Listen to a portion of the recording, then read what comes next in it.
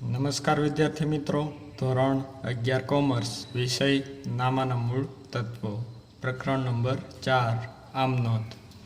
એની અંદર આપણે ઉદાહરણ 12ની વાત કરતા હતા કે જે શ્રી રાજવીરની આમ નોંધ છે. આ રાજવીરની જે આમ નોંધ છે એની અંદર જુદા જુદા વ્યવહારોની આમ નોંધ આપણે કરી હતી. એમાં આપણે છેલ્લે વાત કરીએ તો તારીખ 14 સુધી આપણે પહોંચ્યા હતા.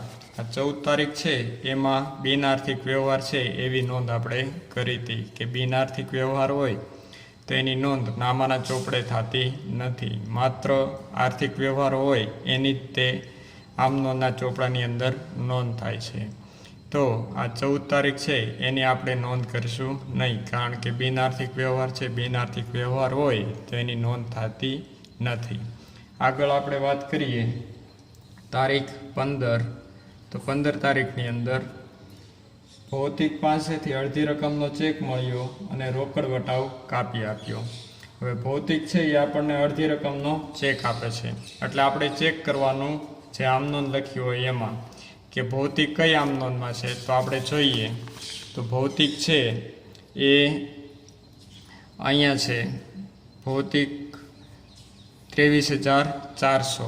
આ 23,400 છે એની ભૌતિક પાસેથી પૈસા આપણે લેવાના છે, તો એ અડધી રકમનો ચેક આપણને આપે છે અને આપણે રોકડ વટાવ કાપી આપીએ છીએ.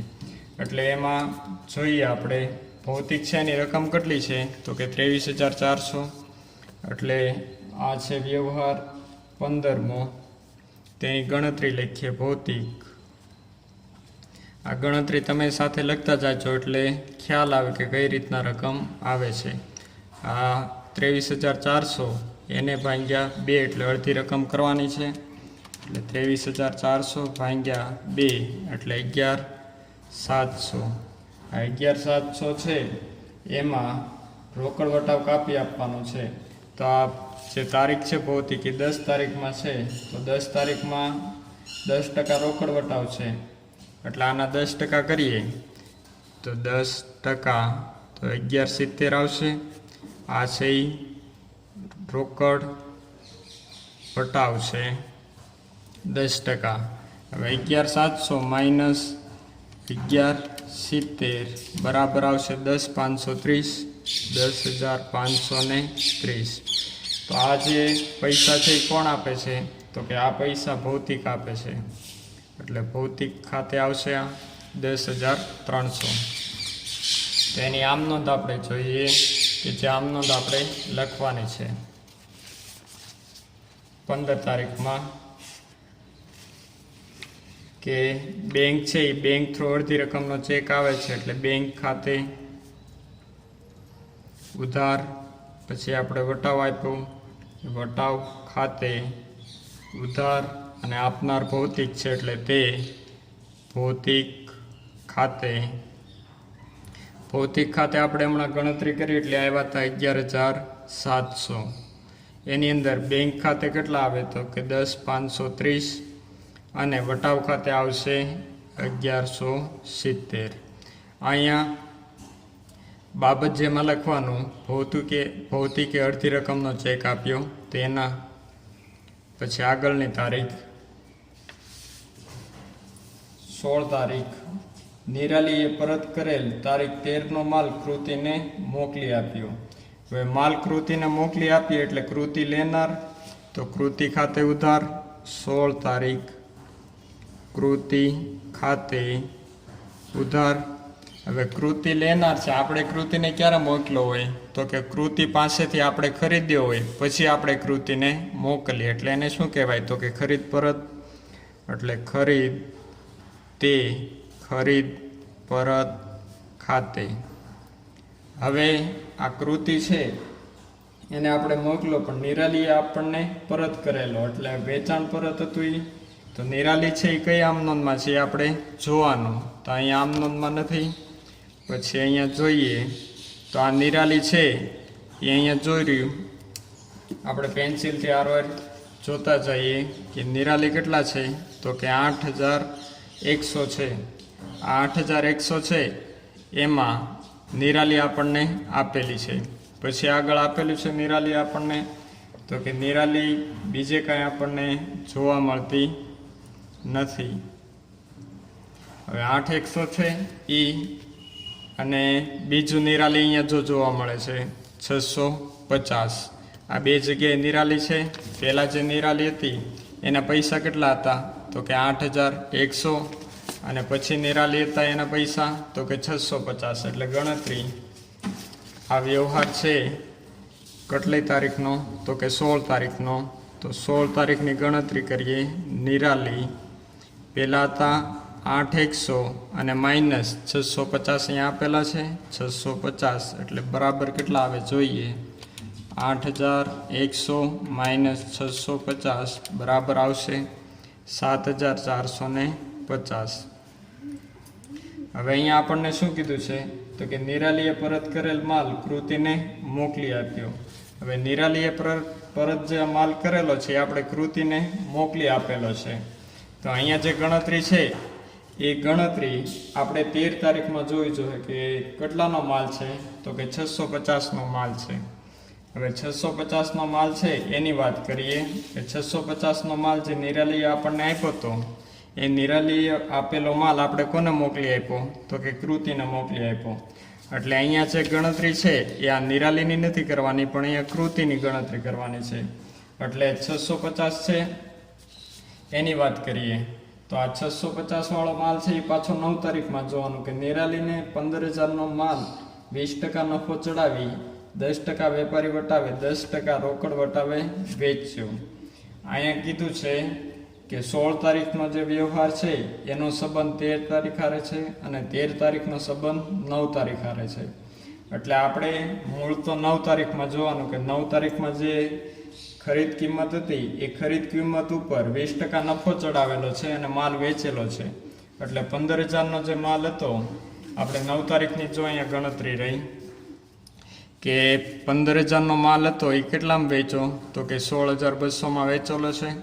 એટલે આ ગણતરી આપણે અહીંયા કામમાં લેવી જોઈએ દાખલા 16ની ગણતરી માટે. હવે એમાં જોઈએ કે અહીંયા જે આપણને માલ છે એ માલ કેટલાનો છે? 650નો પરત કરેલો છે. તો 650 છે એ પરત કરેલો છે. હવે મૂળ કિંમત કેટલી હતી? તો કે 15000, ત્યારે એની વેચાણ કિંમત 16200. એટલે આ હતી ખરીદ કિંમત અને આ હતી વેચાણ કિંમત. હવે આપણને કીધું છે કે વેચાણ કિંમત 650 હતી ત્યારે ખરીદ કિંમત કેટલી હતી? આ જે છે એ 16 તારીખના વ્યવહારની જે કૃતિ છે એ કૃતિને આપણે પાછો મોકલી દીધો એની ગણતરી છે. એટલે એની ગણતરી લખીએ ત્રિરાશિ પ્રમાણે 15000 ગુણ્યા 650 ભાગ્યા 16200 બરાબર જોઈએ તો કે 15000 ગુણ્યા 650 એને ભાગ્યા 16200 બરાબર આવશે 601.85. એટલે સમથિંગ આપણે લખવું હોય તો 602 રૂપિયા લખી શકાય. એટલે કૃતિને જે આપણે માલ પરત કરવાનો છે એ કેટલાનો પરત કરવાનો છે? તો કે 602 રૂપિયાનો માલ પરત કરવાનો છે. એટલે અહીંયા પૈસા આવશે 602 રૂપિયા. જમા પણ કેટલા આવશે? 602. કારણ કે ખરીદ પરતની કિંમત કેટલી આવવી જોઈએ? 602. અને વેચાણ પરત છે આ વેચાણ કિંમત કેટલી હતી? 650. તો ખરીદ કિંમત કેટલી આવી? 602. એટલે આ 602નો માલ આપણે 650માં વેચ્યો અને 15000નો માલ 16200માં વેચ્યો. તો નફો ચડાવીને એટલે પાછો મોકલાય તોય નફો બાદ કરીને પાછો મોકલવો પડે. એટલે 602 રૂપિયા અહીંયા આવશે. આ વાત હતી વ્યવહાર 16ની. અહીંયા બાબત જે લખવાની માલ ખરીદ પરત કર્યો તેના. હવે જે અહીંયા ખરીદ પરત કર્યો એ હંમેશા ખરીદ કિંમતે જ પરત થતો હોય છે. આ વાત હતી 16મા વ્યવહારની. આગળ વાત કરીએ 17 નંબર. આની ગણતરી ખાસ તમે ધ્યાન રાખજો કઈ રીતના કરવાની હોય છે તે. પછી વાત કરીએ 17 નંબરની. 17 તારીખ. ₹7000નું યંત્ર ખરીદ્યું અને યંત્ર ગોઠવણીની મજૂરીના ₹500 રોકડા ચૂકવ્યા.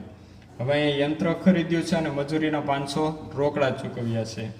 હવે અહીંયા જે આમનોંધ છે એ આમનોંધમાં મિલકત ખરીદવામાં આવે છે. મિલકત ખરીદીએ તો મિલકતના નામનું ખાતું આવે. એટલે યંત્ર ખાતે ઉધાર તે રોકડ ખાતે, કારણ કે રોકડેથી ખરીદીએ છીએ, તે રોકડ ખાતે. પૈસા આવશે 7,000 યંત્રના અને 500 મજૂરીના, એટલે 7,500. 7,500. 7,500. તો આ રીતના આમ નોંધ થાય છે. બાબત જે આવશે યંત્ર ખરીદ્યું તેના. પછી આગળની તારીખ 18 તારીખ. તો 18 તારીખની અંદર નમૂના તરીકે રૂપિયા 300નો માલ મફત મળ્યો. હવે નમૂના તરીકે માલ મફત મળ્યો એટલે એને કહેવાય બિનઆર્થિક વ્યવહાર. નમૂના તરીકે માલ મફત મળ્યો એટલે એને શું કહેવાય? તો કે બિનઆર્થિક વ્યવહાર. બિનઆર્થિક વ્યવહાર હોય તો એની આપણે આમનોંધના ચોપડામાં નોંધ કરતા નથી, એટલે અહીંયા લખી કાઢવાનું બિનઆર્થિક વ્યવહાર છે, તેથી એની નોંધ થશે નહીં. પછી આગળ વાત કરીએ તારીખ 19ની. તો 19 તારીખ રોયલ સ્ટોર્સને રૂપિયા 100 વટાવ કાપી ચૂકતેના હિસાબે ચેક આપ્યું. હવે રોયલ સ્ટોર છે એને આપણે ચૂકતેના હિસાબે ચેક આપેલો છે. તો હવે રોયલ સ્ટોરની આમ નોંધ આપણે ક્યાં ક્યાં લખી એ જોઈ લેવાનું, કારણ કે એના પૈસા આપણે જોવા જોઈએ. તો પહેલેથી આપણે જોતા જોઈએ રોયલ સ્ટોર ક્યાં છે. તો પહેલામાં નથી, બીજામાં નથી, ત્રીજામાં નથી, ચોથામાં નથી, પાંચમામાં છે. 5 તારીખની અંદર જો અહીંયા રોયલ સ્ટોર છે, કેટલા છે? તો કે 30,000, એટલે ત્યાં આપણે રાઉન્ડ કરીએ 30,000 રૂપિયા રોયલ સ્ટોર્સના. આગળ જે વાંચીએ રોયલ સ્ટોર્સ ક્યાં છે? તો કે રોયલ સ્ટોર્સ અહીંયા ઉધાર છે, કેટલા છે? તો કે 500 રૂપિયા છે. 30,000 જમા હતા, 500 ઉધાર છે. આગળ વાંચીએ તો આગળ આપણને રોયલ સ્ટોર્સ કાંઈ જોવા મળતો નથી. એટલે રોયલ સ્ટોર્સ છે આપણને બે આમનોંધમાં જોવા મળે છે. એક આમનોંધની અંદર 30,000 જમા હતા અને બીજામાં 500 ઉધાર હતા. એટલે 30,000માંથી 500 બાદ કરીએ એટલે કેટલા આવે? તો કે 29,500 આવશે. આ જે 29,500 આવશે એ કોની ખાતે આવશે? તો કે રોયલ સ્ટોર્સ ખાતે, કારણ કે રોયલ સ્ટોર્સ આપનાર છે. તો આપનારનું ખાતું શું થાય? રોયલ સ્ટોર્સ છે એ રૂપિયા 100 વટાવ કાપી ચૂકતેના હિસાબે ચેક આપ્યું. એટલે રોયલ સ્ટોર છે એ આપણને ચેક આપે છે. રોયલ સ્ટોર્સ આપણને રોયલ સ્ટોર્સ પાસેથી આપણે લેવાનો છે. એટલે આમ નોંધ આ રીતના થાય રોયલ સ્ટોર્સ ખાતે ઉધાર તે બેંક ખાતે તે વટાવ ખાતે. અહીંયા આપણે રોયલ સ્ટોર્સને ઉધાર કર્યું, કારણ કે રકમમાં લખ્યું છે કે રોયલ સ્ટોર્સને 100 વટાવ કાપી ચૂકતેના હિસાબે ચેક આપ્યો. એટલે રોયલ સ્ટોરને આપણે ચેક આપ્યો છે. કેટલાનો આપ્યો? તો કે 29,500નો આપ્યો. આ 29,500માં 100 શું કાપ્યો? તો કે વટાવ કાપ્યો. એટલે બાકી કેટલા વધે? તો કે 29,400 વધશે. આ રોયલ સ્ટોર્સને આપણે આપ્યું છે એટલે રોયલ સ્ટોર્સ લેનાર કહેવાય. લેનારનું ખાતું શું કરાય? તો કે ઉધાર. અને બેંકમાંથી અથવા તો બેંક આપનાર છે તો આપનારનું ખાતું જમા અને વટાવ જમા. એટલે 100 રૂપિયા વટાવ અને 29,400 છે એ બેંક ખાતે રકમ આવશે. પછી આગળની તારીખ 20 તારીખ. 20 તારીખની અંદર નિરાલીએ 50 કસર કાપી હિસાબ ચૂકતે કર્યો. હવે નિરાલી છે એ આપણને હિસાબ ચૂકતે કરવા માટે પૈસા આપે છે. તો પૈસા આવે એટલે રોકડ આવે, રોકડ આવે તો ઉધાર. રોકડ ખાતે ઉધાર અને કસર કાપી આપી એટલે કસર ખાતે ઉધાર.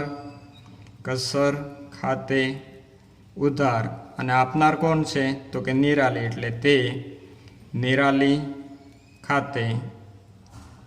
હવે અહીંયા નિરાલી છે એ નિરાલીએ રૂપિયા 50 કસર કાપી હિસાબ ચૂકતે કર્યો. એટલે કસરમાં કેટલા આવશે? તો કે 50 આવશે. હવે આપણે નિરાલી કઈ આમનોંધમાં છે એની ગણતરી જોઈએ. તો કે નિરાલી પહેલેથી આપણે આમનોંધ જોઈએ કઈ કઈ તારીખમાં છે. તો નિરાલી 7 તારીખમાં નથી, 8માં નથી, પછી 9 તારીખમાં છે નિરાલી. તો 9 તારીખની અંદર કેટલા છે? તો કે 8 100 છે. પછી આગળ વાંચીએ નિરાલી. તો નિરાલી અહીંયા જમા કેટલી છે? તો કે 650. એટલે 8 100માંથી 650 બાદ કરીએ, એ આપણે જો અહીંયા ગણતરી કરેલી છે. 8100 માઇનસ 650 એટલે 7450. આ જે 7450 આવે છે એ કોની ખાતે આવશે? તો કે નિરાલી ખાતે આવશે. એટલે 7450. આ 7450 એ નિરાલી ખાતે. એમાં કસર કેટલા? તો કે 50. અને બાકી કેટલા વિધા? તો કે 7400. એ કેવા આપ્યા? તો કે રોકડ આપ્યા. આપનાર કોણ છે? તો કે નિરાલી. એટલે નિરાલીનું ખાતું શું કરાય? તો કે જમા કરાય. બાબત જે આવશે નિરાલીએ કસર કાપી આપી, રોકડ આપી તેના. આગળની તારીખ જોઈએ 21 તારીખ. એની અંદર ભૌતિકે હિસાબ પેટે ₹5000 રોકડા અને બાકીની રકમનો ચેક આપી હિસાબ ચૂકતે કર્યો. હવે ભૌતિકે રોકડા આપ્યા અને બાકીનો રકમનો ચેક આપ્યો. એટલે રોકડ આવે તો ઉધાર, અને બાકીનો રકમનો ચેક આવ્યો એટલે કે બેંક છે, બેંક ઉધાર, અને ભૌતિક જમા, કારણ કે ભૌતિક આપનાર છે.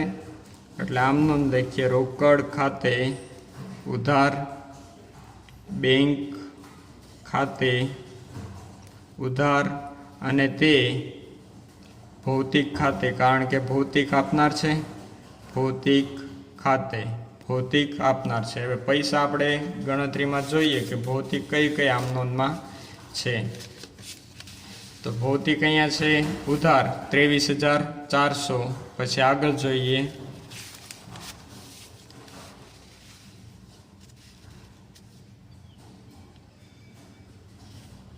પછી ભૌતિક અહીંયા જમા છે. કેટલા છે? તો કે 11700.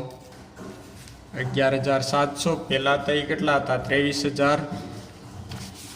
23400 માઇનસ 11700 બરાબર તો કે 11700. હવે 11700 છે એની આપણે અહીંયા આમ નોંધ આ લખવાની છે કે બાકીનો રકમનો. એટલે બાકીની રકમ કેટલી આવી? તો કે 11700. એટલે અહીંયા 11700. એમાં ભૌતિક હિસાબ પેટે 5000 રોકડા. એટલે રોકડ ખાતામાં કેટલા આવશે? તો કે 5000. તો 11700માંથી 5000 બાદ કરીએ એટલે આવશે 6700. એટલે અહીંયા લખવાના 6700. એ કોની ખાતે? તો કે બેંક ખાતે આવશે, કારણ કે બાકીના પૈસાનો શું આપ્યો? તો કે ચેક આપ્યો. એટલે ચેક આપ્યો હોય તો એ ક્યાં ખાતે લખાય? તો કે બેંક ખાતે લખાય છે. આ હતી તારીખ નંબર 21. આગળની વાત કરીએ 22 તારીખની. તો 22 તારીખમાં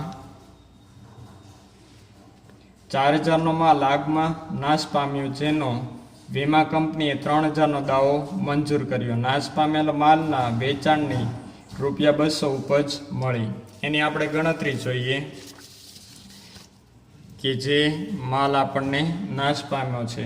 તો 4000નો માલ હતો.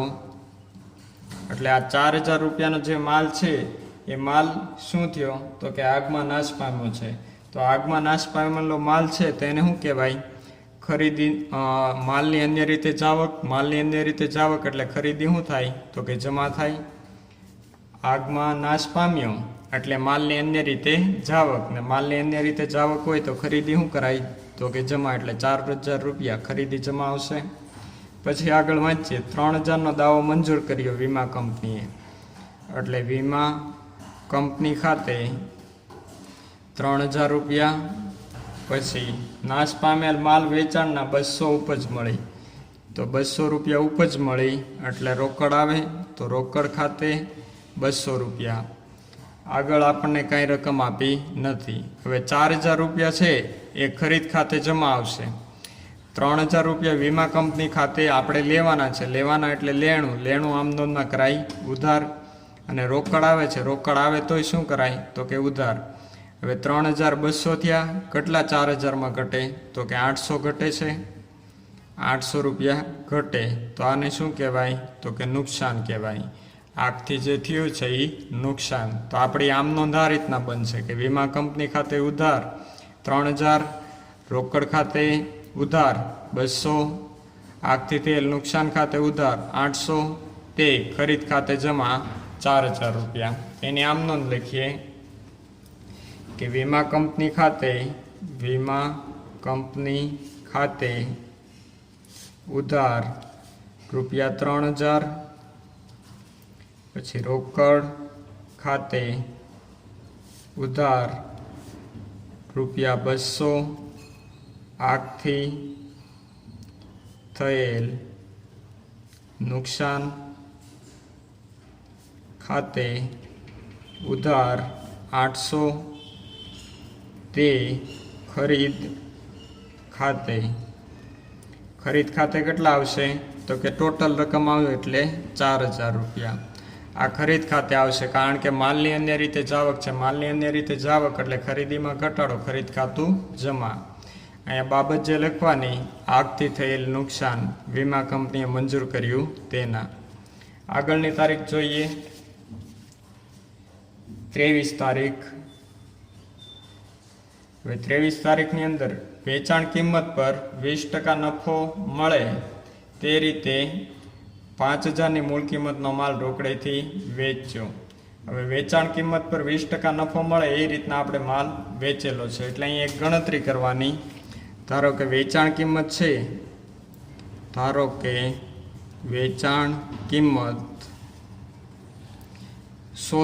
છે, ત્યારે એમાંથી આપણે નફો શું કરીએ?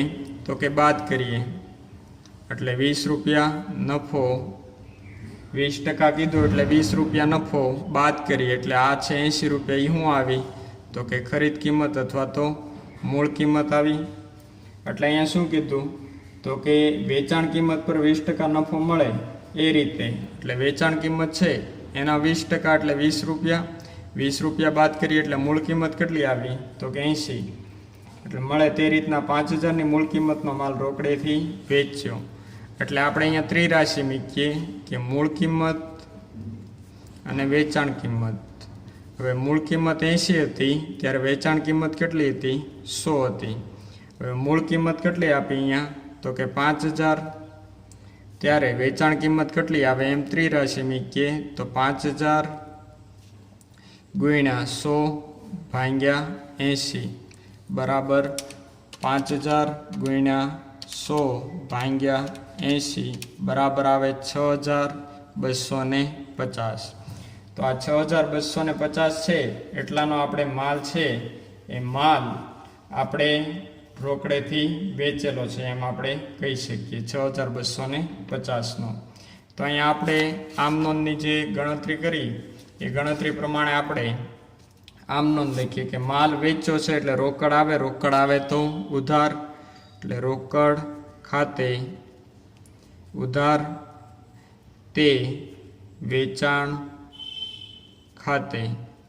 પૈસા હમણાં ગણતરી કરી 6250, જમા પણ 6250. કઈ રીતના 6250 આવ્યા ફરીથી જોઈ લઈએ કે ધારો કે વેચાણ કિંમત કેટલી છે? તો કે 100 છે. ત્યારે નફો બાદ કરીએ 20%, એટલે કે ₹20 અથવા તો 20%, બંનેમાં 20 જ આવશે. તો કેટલા વધે? તો કે 80. આ 80 શું છે? તો કે મૂળ કિંમત. મૂળ કિંમત 80 હોય ત્યારે વેચાણ કિંમત 100 છે. તો 5000 મૂળ કિંમત હોય ત્યારે વેચાણ કિંમત કેટલી? એટલે 5000 ગુણ્યા 100 એને ભાગ્યા 80 એટલે ₹6250 છે એ આપણે વેચાણ કિંમત હશે. તો અહીંયા જે આપણે આમ નોંધ લખીએ એની બાબત જે આવશે માલ વેચ્યો તેના. આગળની તારીખ 23 તારીખ આવી ગઈ. પછી 24 તારીખ, શ્રીમતીની લોન પર 1 માસનું વ્યાજ ચૂકવ્યું. હવે શ્રીમતીની લોન પર વ્યાજ ચૂકવ્યું એટલે વ્યાજ આપણને મળે. એટલે વ્યાજ ચૂકવ્યું એટલે વ્યાજ આપણને મળે નહીં પણ આપણે ચૂકવ્યું છે એટલે વ્યાજ આપણે આપ્યું કહેવાય. વ્યાજ આપ્યું એટલે રોકડ જાય, રોકડ જાય તો જમા. હવે શેના આપ્યા? તો કે લોનનું વ્યાજના, એટલે લોનના વ્યાજ ખાતે ઉધાર, કારણ કે લોનનું વ્યાજ છે આપણી માટે શું કહેવાય તો કે ખર્ચ કહેવાય. ખર્ચને આમ નોંધમાં શું કરાય તો કે ઉધાર. એટલે લોનના વ્યાજ ખાતે ઉધાર તે રોકડ ખાતે, કારણ કે રોકડ ચૂકવી છે. હવે લોનનું વ્યાજ છે એની ગણતરી આપણે કરવી જોઈએ. હવે લોન છે એ કેટલાની છે? લોનનું વ્યાજ બરાબર. હવે લોનનું વ્યાજ બરાબર આપણે અહીંયા સૌથી પહેલાં લોનની રકમ લખવાની. એટલે લોનની રકમ કેટલી છે તો કે 2 તારીખમાં આપણને આપેલી છે 30,000. એને ગુણ્યા એના ટકાવારી તો કે 10, એને ભાગ્યા 100, એને ગુણ્યા કેટલા માસનું કીધું છે તો કે 1 માસનું. એટલે 1/12 બરાબર કરીએ તો 30,000 ગુણ્યા 10%, એને ગુણ્યા 1/12 એટલે આવશે 250 રૂપિયા. એટલે અહીંયા જે લોનનું વ્યાજ છે એ લોનનું વ્યાજ આપણને કેટલું મળ્યું તો કે 250 રૂપિયા. એટલે લોનના વ્યાજ ખાતે ઉધાર 250, તે રોકડ ખાતે 250 રૂપિયા. આ રીતના રકમ મેળવવામાં આવે છે. બાબત જે આવશે લોનનું વ્યાજ ચૂકવ્યું તેના. અહીંયા તો આજે અહીંયા સુધી રાખીએ. Thank you.